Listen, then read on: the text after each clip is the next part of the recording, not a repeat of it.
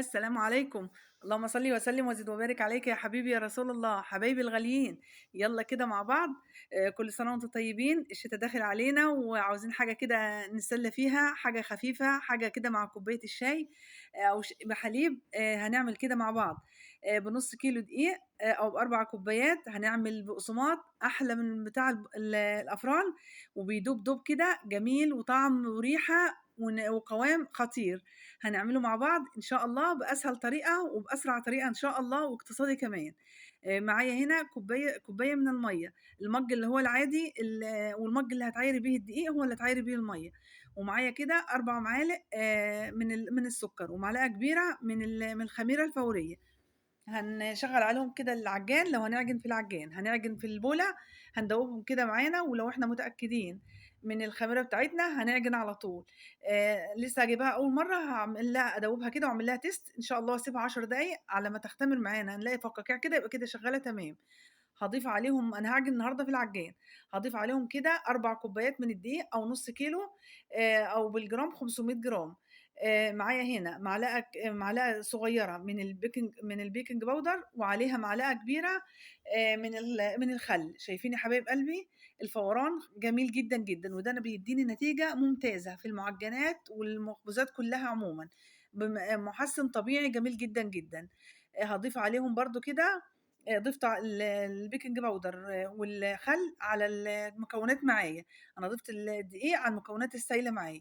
ومعايا هنا يا حبايب قلبي نُص كوباية من الزيت، وحطيت عليها معلقتين كبار بالمعلقة دي كده من السمنة البلدي، بينقلوها نقلة تانية جميلة جدًا يا حبايب قلبي. مش عندِك السمنة أو ما بتحبيهاش، هتخلّي كوباية إلا ربع كلّها زيت، عاوزة تخلّيه تكتفي بنُص كوباية برضه من الزيت جميلة جدًا، بس المعلقتين السمنة دول حتى لو معلقة واحدة بتدّي له نعومة وريحة وطعم خطير، بتخلّيه بيدوب دوبان كده وفي نفس الوقت مقرمش جدًا، جميل أوي معانا.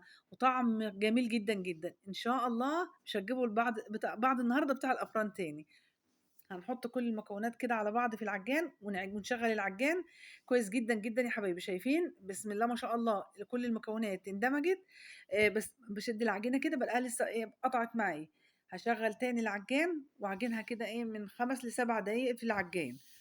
لو على إيدي من 10 دقايق لربع ساعة. أهم حاجة يا حبايب قلبي في البقسماط نوع الدقيق والعجن كويس، ويا ريت يكون نوع الدقيق اللي هو لجميع الاستخدامات، بس اللي هو عرقه قوي. باخد أفضل نتيجة إن شاء الله بأمر الله تعالى. ما يخلّيش البقسماطة معايا تفرش كده في أثناء التخمير أو في الخبز. هاقفل العجان دلوقتي وأعجنها بقى دلوقتي بالضبط كده 7 دقايق، عجن مستمر كده. عجنت شوية وأريّح العجان، أو لو باعجن على إيدي وأغطّي كده، أسيب العجينة 5 دقايق كده وأرجع بقى أعجنها كده 5 دقايق متواصلين. ما شاء الله لا قوة إلا بالله. شايفين العجينة يا حبايب قلبي؟ باخد عجينة ممتازة، طرية وجميلة جدًا، جدًا ومتماسكة وناعمة بسم الله ما شاء الله. العجينة يا حبايبي بتاعة البقسماط ما بتبقاش اللي هي طرية بتلزق، ولا اللي هي جامدة ناشفة، عشان آخد بقسماطة جميلة جدًا، جدًا وقوامها حلو. أطلّعه ما باسيبوش يخمر يا حبايبي، بافردها كده فردة عشوائية كده على الرخامة، وباقطّعها بقى كده مستطيلات، وبعد كده أقطّعها مكعبات زي ما أنتم شايفين قطع كده، عشان آخد القطعة أعملها صُباع بقسماط على لوحده. وهنا كده معايا صينيتين أو بولتين حسب المتاح عندكم. هاحط في واحدة سمسم بس، وواحدة سمسم على حبة البركة. ممكن تعملوا كمون، ممكن اللي يريحكم، زعتر، حسب ما بتحبوا. أنا هنا في صينية حاطة سمسم، وفي صينية تانية حاطة سمسم على حبة البركة. وعشان ما احطش البقسماط أو السمسم معذرةً، أو السمسم وحبة البركة أول ما يستوى تبدأ تقع معايا. لأ، أعمل إيه؟ أحط طبعًا، مش مستحب إن إحنا ندهن بيض، عشان في ناس بتتضايق منه، هو هيزفّر معانا في البقسماط. باحط معلقتين مَيّة وعليهم معلقة واحدة من السكر، أدوبها كويس جدًا، جدًا، وباحط معلقة هنا ومعلقة هنا وأقلّبها كويس جدًا في السمسم وحبة البركة. بيخلّي بقى السمسم وحبة البركة يلزقوا على البقسماط معايا، ما بيقعش أبدًا بفضل الله. وأبدأ بقى كده أبرمها كويس يا حبايب قلبي، وأعمل حساب البرم إن أنا لسه كده ما خمّرتش، عشان ياخد راحته في التخمير بالشكل ده. ولو أنتِ بتحبيه تخين يعني براحتك خالص، بتحبيه رفيع جدًا زي السبلكة، اعمليه حسب ما أنتِ بتحبي بقى كده إن شاء الله التقطيعة اللي تناسبِك.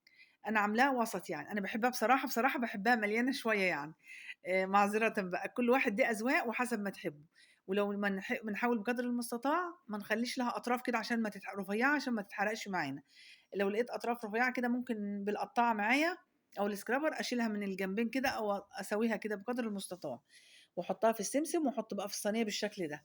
هنعمل كمان واحدة حبايب قلبي، بنفردها كده فردة بسيطة ونلفّها ونبرمها كويس جدًا كده كإننا بنعمل رغيف فينو في الأول، وعشان بتدّينا بقى فراغات وتوريقة كده جميلة أوي، أوي في البقسماطة وتلاقيها هشة كده وبتدوب دوبان، ما تبقاش مكتومة كده من جواها، واشيل واحط في البقسماط بالشكل ده، أو في ال أو في البقس أو في معذرةً في السمسم أو السمسم وحبة البركة.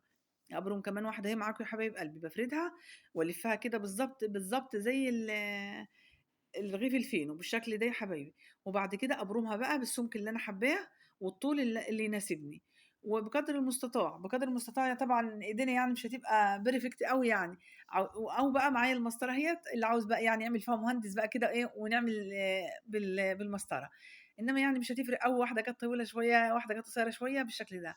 طبعًا عشان باعمل لوحدي على ما خلّصت كده يا حبايب قلبي تشكيل، كانت أول صاج معايا اختمرت، أولّع الفرن على درجة حرارة 160، 170 عشان ما يبقاش عالي يا حبايبي، يسخن الفرن بارفع الشبكة على تاني رف من فوق مش من تحت، عشان يبقى بعيد عن الأرضية وما باولّعش من فوق، باولّع من تحت بس والمروحة، والنار تبقى هادية عشان يطلع مقرمش معايا جدًا، جدًا وما يتحرقش أو ما يبقاش طري. شايفين يا حبايب قلبي والله العظيم مقرمش جميل جدًا، أنا والله ما سِبتوش، يعني هي التسوية هي مع القرمشة كده، ما شاء الله لا قوة إلا بالله، يعني مقرمش بيكسر كده مش طري ومش محجّر، ما شاء الله لا قوة إلا بالله، وبيدوب دوبان كده، ما شاء وفيه فراغات من جوّه خطير، مع كوباية بقى كده شاي، مع شاي بحليب خطير، شايفين يا حبايب قلبي؟ ما شاء الله مش محجّر، شايفين فراغات جوّاه جميل جدًا، جدًا، جدًا. يعني بصراحة مش لأ، لو جرّبتيه مرّة مش هترضي تتقبّلي بتاع برّه أبدًا الأفران ولا هتشتريه تاني، ما شاء الله يا حبايب قلبي، جميل جدًا، مفرّغ من جوّه ودايب كده ومقرمش في نفس الوقت. والله ريحته قلبة المكان، ما شاء الله مع السمسم وحبة البركة، ما شاء الله لا قوة إلا بالله، يستاهل منكم لايك كده يا حبايب قلبي، إن شاء الله ما تنسونيش، اللي شافني لحد هنا أول مرة يشوفني ما ينسانيش من الاشتراك في القناة والضغط على زر الجرس وكومنت كده حلو لأختكم حبيبتكم، أنا باحبكم في الله، إن شاء الله تحبوني في الله كده وتشجعوني بأمر الله، باللايك وبكومنت حلو كده وبالصلاة على الرسول صلى الله عليه وسلم اللي أول مرة يشوفني، وما ننساش إخواتنا من الدعاء لهم بالنصر والتمكين. والسلام عليكم ورحمة الله وبركاته. يلا بينا كده نبص عليه كده شوية كده مع بعض، ما شاء الله لا قوة إلا بالله، أكبر كمية من نص كيلو، يتعدى الكيلو وربع، كيلو ونص، داخل على كيلو ونص، من نص كيلو دقيق، خطير يا حبايبي، ما شاء الله لا